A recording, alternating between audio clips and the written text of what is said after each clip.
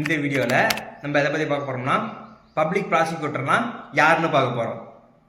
Public ப்ராசிக்யூட்டர்னா யாருன்னா அரசு தரப்பு வழக்கறிஞர்.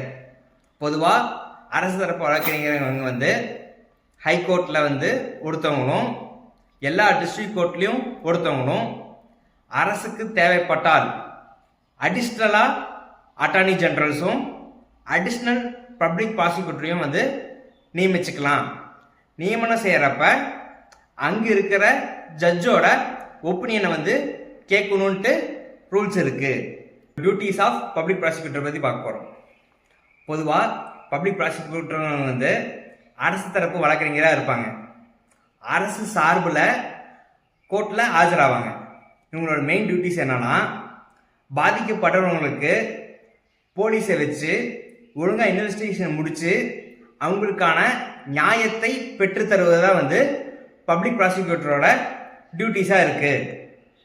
இதில் என்னன்னா, பொதுமக்கள் யாராவது அரசுக்கு எதிராக வழக்கு போடுறப்ப அரசு தரப்பு வழக்கறிஞராக வர்றவங்களும் பப்ளிக் ப்ராசிக்யூட்டர் தான். பப்ளிக் ப்ராசிக்யூட்டராக இருக்கணும்னா 7 வருஷம் அனுபவம் தேவை. இதே ஏபிபி அசிஸ்டன்ட் பப்ளிக் ப்ராசிக்யூட்டராக இருக்கணும்னா 7 வருஷம் அனுபவத்தோட ஒரு என்ட்ரன்ஸ் எக்ஸாமையும் கிளியர் பண்ணி எக்ஸாம் பாஸ் பண்ணியிருக்கணும். In case attorney general of Tamil Nadu அப்படி ஆகணும்னா 15 வருஷம் எக்ஸ்பீரியன்ஸ் தேவை. அவங்கள தான் என்ன சொல்கிறோம்னா டைரக்டர் ஆஃப் ப்ராசிக்யூட்டர் அப்படின்னு நம்ம சொல்கிறோம். தேங்க்யூ.